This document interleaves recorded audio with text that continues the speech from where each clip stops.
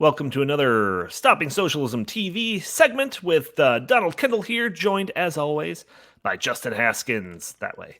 We are going to be talking about the three unstoppable arguments against socialism as presented by Justin Haskins, or at least it was from his brain. But before we get to those three, I do need to say that if you want to help us get this message out there of stopping socialism, the easiest thing you can do is hit the like button, hit the share button, subscribe to our channel. These are very easy things that you can do. They are free, doesn't cost a nickel. They can help us get this message out there to more people, break through the algorithms that are put in place by big tech to stop messages like this from getting to more people. So, Justin, the three unstoppable arguments, seems like you're writing a big check.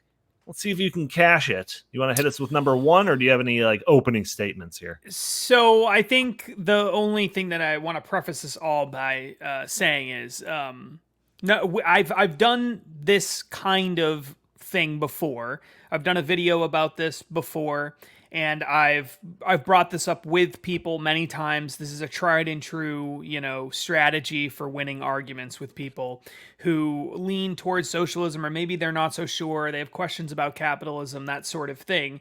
It's not an all-encompassing, thing. There's lots of arguments that can be made, lots of evidence that needs to be presented. This is sort of the basics, but I think it's impossible to argue against this in a reasonable way. Of course, there are people who are going to be unreasonable and are going to say, these arguments don't hold up to, Communist Manifesto and all this other stuff, and they'll whip out these ridiculous arguments that don't really hold up with any sort of support. If you're actually going to base it on real evidence that exists in the real world, and it's not theoretical, this is unstoppable. You can't possibly beat this. Okay, so the first thing is, socialism has never worked anywhere it has ever been tried. Ever. Not a single time. There's never been a place on the face of the planet where socialism has been tried and has actually worked. It always leads to totalitarianism in some fashion whenever it's actually tried. 167 million people have been killed, exiled, or imprisoned by socialist and communist parties over the past century or so. And socialism has never, even on a small scale, relatively small scale, it has never worked. We've talked about this, but we've got videos about the socialist experiment in Texas that occurred in the Dallas area that failed miserably. I think that was in the 1800s. We've got the Paris Commune thing, which supposedly is an example of socialism working. That was a total disaster. Didn't hold up. It completely fell apart. Obviously, you have gigantic examples like China and the Soviet Union and Vietnam and Angola and all these places where you just had full-on totalitarianism. Nobody will argue against that. Everyone agrees that the Communist Party of China and Vietnam and Russia, etc., murdered people, imprisoned people, took away human rights, etc. No one's going to argue with that. If you ask a socialist to give you one example of socialism actually working, they will not be able to do it. Not real socialism. They'll never be able to show you an example of it. That, in and of itself, should be a gigantic red flag, because if you believe in socialism, what you actually believe in is totally upending the entire system, the entire economic system and social order, and creating a whole new system. And yet, if you're going to make that case, shouldn't you have to prove, of all the dozens and dozens and dozens of times that this has been tried, shouldn't you have one successful example, no matter what religion in that society, no matter the culture, no matter the history, no matter none of it matters. What the technology, the period of time that it has occurred. Right. We have examples from all over the world. It has never, ever, ever worked. That should be a big red flag. All right. So when people respond to this, because I could already tell what the socialist is going to say, when you bring up all the examples of where it failed, they're going to say, well, that's not real socialism. So go ahead. Mm-hmm. Right. I would agree that it's not real socialism in the sense that we've never gotten to the Marxist, socialist, utopian, communist state, okay? The communism is the utopian socialist state, essentially. That's the end result of us struggling through, all of these different phases until we get to the very end. And that's where you have universal common ownership of all the property, all right, is communism. All right, that's Marxist socialism. Socialism and communism, we've done stuff on that before, but essentially communism is a type of socialism, right? It's the more perfected sort of end goal of socialism. Well, we've never gotten there because we get to totalitarianism before we can. That's the whole point. Everything falls apart before we get to the utopian state that they keep telling us we're going to get to. That is actually proof of my argument. My argument is that socialism doesn't work. They say, well, we've never gotten to our socialist state. And my point is that's because it doesn't work. Right. If it worked, then we would get to the socialist utopian end goal. We never get there because it falls apart before we can get there. That's the whole point. So again, if it works, show me one example of it actually working. So that's number one. Now I should have mentioned this in the preface, but all of these three arguments work together to form one unstoppable argument against socialism, really. On their own, I guess you could point to different things, but together, they work together to make an unstoppable argument against socialism. So that's the first thing that I would point to. You should have the obligation as the socialist to prove to me that the destruction of the existing society and economic and social order is worth doing, and you should have to prove with some sort of evidence or data that your ideas work. I shouldn't just trust that that this crazy scheme is gonna work. You should have to show me some proof that it's gonna work, and you can't. Right, and that's a big red flag. Okay, all right, that's pretty decent. Step one. That's a pretty decent step one. What is hit me with number two. What's argument number two? So number two is whenever you bring up number one, inevitably what they're going to say is, oh, well, wait a minute. No, there is example.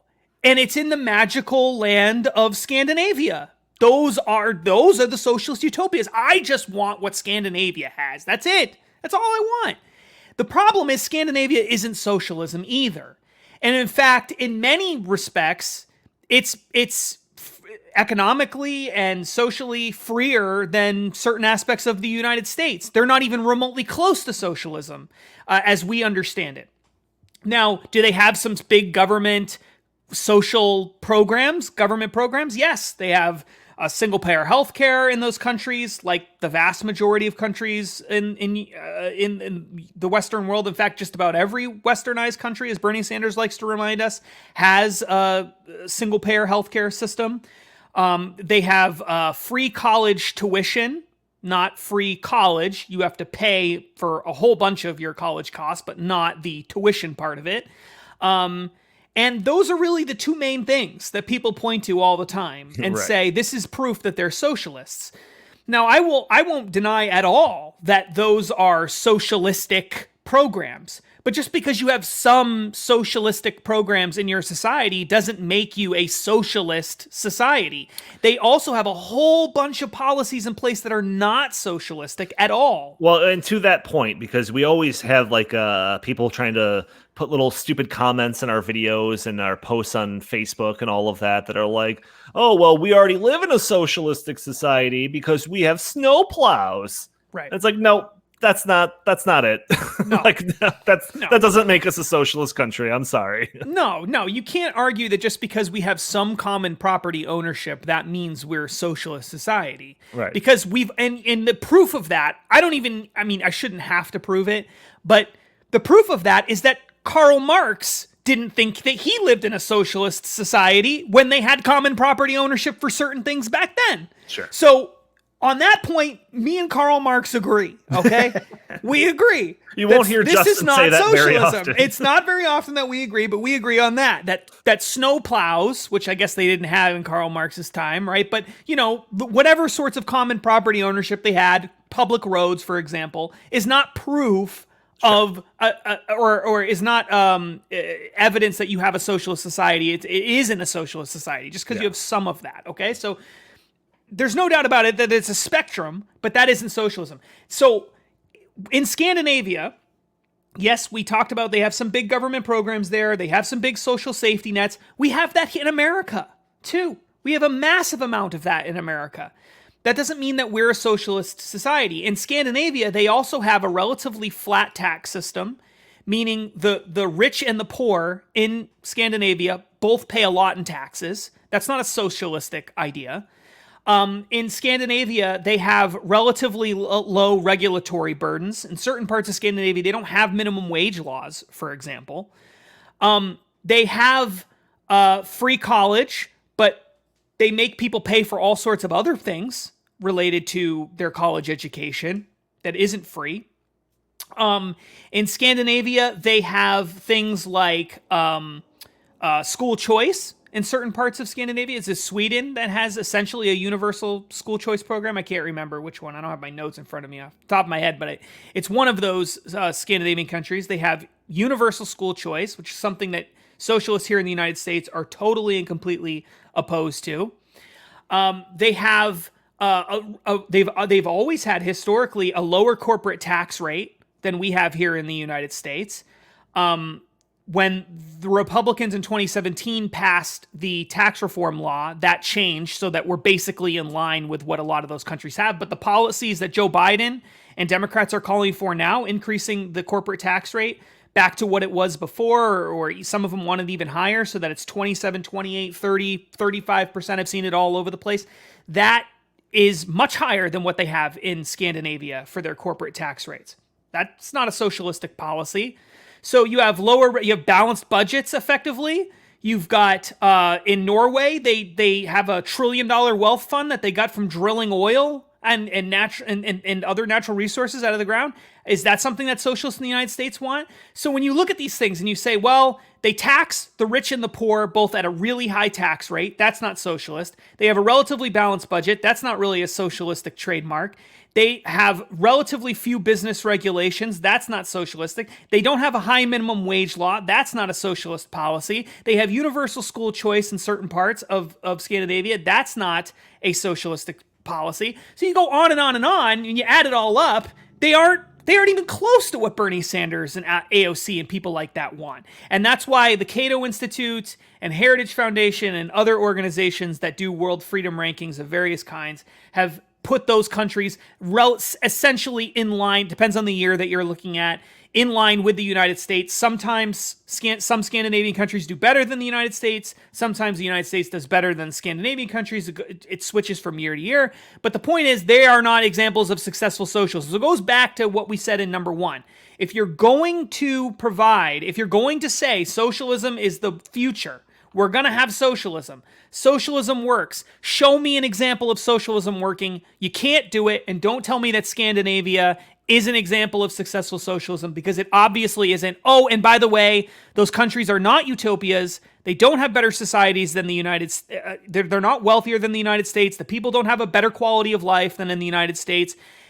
There are many different economic factors that you can look at that prove that, whether it's income, whether it's the size of your house, how many cars people own, etc. You can look at all sorts of different metrics and see that quality of life is not higher there either. People in the average family in the United States is wealthier than in those countries, and has a better quality of life in many respects.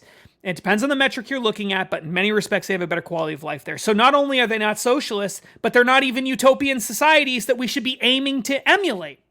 So number one and number two is essentially a 1A, 1B sort of thing. It's no socialist society has ever worked on the face of the planet. And the thing that they're always pointing to and saying this is a successful socialist society isn't even a socialist society. Right. And if you want to look more in depth into all of these things, we actually created this awesome looking booklet a little while ago that talks about the Denmark, the Norway, and the Sweden cases, and debunks the idea that this is some type of mythical, utopia, socialism countries. It's not. And you can find all of the information in this.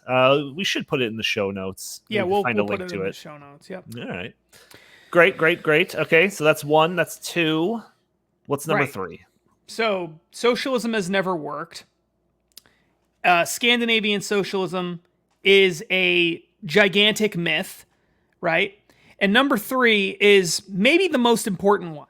And it is, if socialism could work, even if we could get socialism to work, even if people were wealthier, had a better quality of life, everything was better, and none of those things are true. There's no evidence for any of that. Even if we didn't have mass murders and people being thrown in concentration camps and all of the other things that socialism and communism have been associated with over the past 100 years, even if we could get away from all of that, it would still be a horribly, deeply immoral, in my opinion, evil system, because it demands, as an essential part of the system, that people violate their deeply held beliefs. And that that the entire society is completely homogenous and all believes the same thing. Right. That's the only way that you can get around this.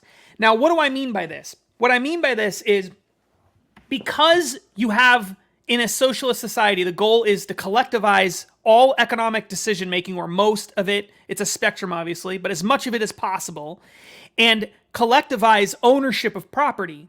What you, in effect, do is you make everybody, you turn every issue, every decision, every economic decision into something that we all are participating in. Well, what happens if we all participate in a healthcare system that has abortion? Okay? Now, regardless of if you're watching the video, doesn't matter what you think about abortion. Everyone can agree that there are lots of people that think abortion is wrong. And there are other people who think that it's right. We can all agree on that. And we can also agree that there are lots of people, millions and millions and millions of people here in the United States, tens of millions, that believe that it is against their religious beliefs to have an abortion or to contribute to abortion in some fashion. Yet in a socialized healthcare system that has abortion, you have to have those people contribute to the abortion. There is no way around it. So you're forcing people to violate their deeply held beliefs. And it doesn't have to be just about abortion. You have physician-assisted suicide. That's another one of those controversial issues. You have people who are opposed to killing animals, eating meat, for example, people who are vegetarians on moral grounds, who in a socialist agricultural society, all the meat all the killing of animals for meat consumption, all of that is collectively owned. So you are part owner of the slaughterhouse, whether you want to be part owner of the slaughterhouse or not. Right. Right? In a voluntary society, you could choose not to eat meat. You could choose not to shop at stores that even sell meat. You could be completely independent of that whole industry if you so choose. Exactly. Not in a collectively owned system. Exactly. Yeah. And the same is true for all sorts of moral issues, things that we wouldn't even necessarily think of as being an important thing. I mean, right. Like I said, what is so controversial about hamburgers? Well, it becomes a controversial issue if you have millions of people in your society who are forced to buy you a hamburger, right, when they think that that's immoral to kill the animal in the first place. Or what about Hindus or various people who actually, for religious reasons, think it's wrong to kill cows? They have a religious belief. You're forcing them to violate their religious belief so that I can have a hamburger? I mean, that's the sort of thing that you have anytime you collectivize society. Yeah. And there is a billion things. You'll find someone who's offended by this. By every decision that's made, someone will be deeply offended by that decision. And the more you collectivize things, the more people you're offending, the more people you're forcing to participate in a system that they don't believe in. Well, it's like when government takes over something, I say this all the time. When government takes over something, it politicizes it. Whether that's like, giving children school lunches. Well, now suddenly everyone has to have input on what is considered a vegetable and what is considered a good, school lunch to provide like a public school student. So everything becomes political. And like, you're saying with all of these different topics, meat production becomes a political issue that has to be debated. We have to have public opinion polls trying to figure out where people stand on whether or not the government should have, should have stores that serve alcohol, like everything. And this is like under the good. This is under the best case scenario where the government is actually bending to the will of the majority, which, is just 51%. Right. But like, as pointed out in like the what you were talking about in the argument one, how socialism never worked. That's not even the case. You're going to have the governments that are going to be dictating things based on just like interest groups and in small, powerful lobbyists and stuff. So in best case scenario, you got 51% of the population that's on the side of some of these things. That's exactly right. The best case scenario is that 51% of the society is going to be, and this is the thing, 51% of society can impose its will on 49% of society. Right. That's how democratic socialism works. That's the whole process of it. Everything's decided democratically. Right. Well, if every single thing is decided democratically, then that means the majority can impose its will on the minority whenever it wants, all the time, whenever it suits the majority's interests. And that's so ironic that the people who are obsessed with talking about power dynamics and this group imposing its will on that group and everything else wants to create a system that makes that easier than ever. Right. Makes it easier than ever. Ask African Americans living in the Jim Crow South, in the segregation South, ask them whether democracy worked for them in those years. It did not work for them. The only reason why those policies stopped was because we had a constitution that the federal government said, you, the state, can't deny these individual people, even though they're in the minority. You cannot deny them of their constitutional rights. And we're going to force you to make sure that they have their individual constitutional God-given rights. That's what happened. That's how segregation ended, because the federal government said, we're going to make you protect their individual rights that's guaranteed to them by the Constitution. In democratic socialism, there's no such thing.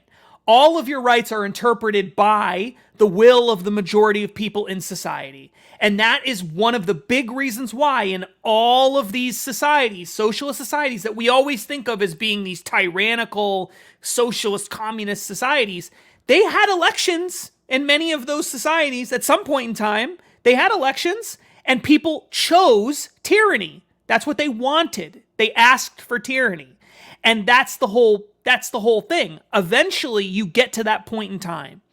And if you don't think that that's true, then you just have not been paying attention to what's been going on in the world. If you think for a second that there aren't people here in the United States who would just love to impose their beliefs on the rest of society, I mean, if you don't believe that, then you're not paying attention. Of course they would love to do that. All sorts of different groups. Both sides will accuse the other side of doing just that. Exactly, exactly. But only one side wants to create a system that guarantees that will happen. Sure. And nobody, I promise you, at the end of the day, whether you're a liberal or, you're a Republican or conservative, it doesn't matter. You do not want a system where 51% of society decides, or 50% plus one person decides what the 49.999% of society ends up doing. You don't want that system, because inevitably the mob comes for you. Right. And it's just a matter of time. And that's why, again, this is part of the reason why you see this breakdown of socialism everywhere it's ever occurred, is because the system doesn't really work. It's not very efficient. It's not very effective. And eventually, people turn to tyrants in order to try to fix the problems, because the system on its own doesn't work. And it's easy to do. It's not even you don't have eventually. constitutional rights. It's generally immediately. I'm reading a book right now on communist China, and it's like the first thing they did. The first thing they did when they took control is start murdering dissidents. That's the first thing. That's the first thing they did. And that's the first thing they do in many places, actually. Right. And that actually is sort of another side to that socialism is evil argument, is if you read Communist Manifesto, if you read the most utopian socialist vision for the world that has ever been created, which is what Communist Manifesto really is, it's pie in the sky, unicorn type stuff. It says very plainly in there, essentially, that there has to be a tyranny of the working class, has to become a tyrannical force politically in order to seize the property from the people who have it. In this transitional phase that gets us to this utopian society, you gotta, what's that thing about cracking a few eggs, right? Like you gotta crack a few eggs to make an omelet. Like that's That's the socialist communist mindset. Yeah, We've got to. except for eggs in this analogy, it's human beings. It's human beings. Right. And that is the other reason why you see so much tyranny associated with these systems, because the people with property don't want to give it up. Yeah, so you got to take it from them. Right. And when you take it from them, people get mad, and so you got to kill those people too. And before you know it, you've got total tyranny. And it always descends into this sort of a system every time they try it. Yeah, no doubt. I mean, these are definitely a good starting spot for, these general arguments against socialism. Obviously, there's a million arguments against socialism in every different form. You talked about like socialistic programs. There's plenty of arguments against these individual socialistic programs. A lot of them contained in this book that you can kind of see over my shoulder here, Arguing with Socialists, that Justin and I helped on. So we might actually start a series of videos where we just kind of go through some of those arguments and some of the common responses that you'll get from socialists and how to respond to those. But this is a good starting point, and then we'll just work our way through that book, honestly, because there's a lot of good stuff in that book. Justin, any last words before we sign off for this segment here? No last words. No last words. All right. That's going to be your famous last words. I'm going to make that prediction right now. All right. Thank you all for tuning into this segment of Stopping Socialism TV. If you want to see more of content just like this, feel free to subscribe to our channel on YouTube, Stopping Socialism TV. You could also find most, if not all, of our content on stoppingsocialism.com. You could also find most of that shared across various social medias, whether it's Facebook, Stopping Socialism. We have a Parler account. We have an Instagram account. You can find us if you look hard enough. Justin, where can the fine people find you? At Justin T. Haskins on Facebook and Socialist Twitter. Thank you all for tuning in, and we will talk to you next time.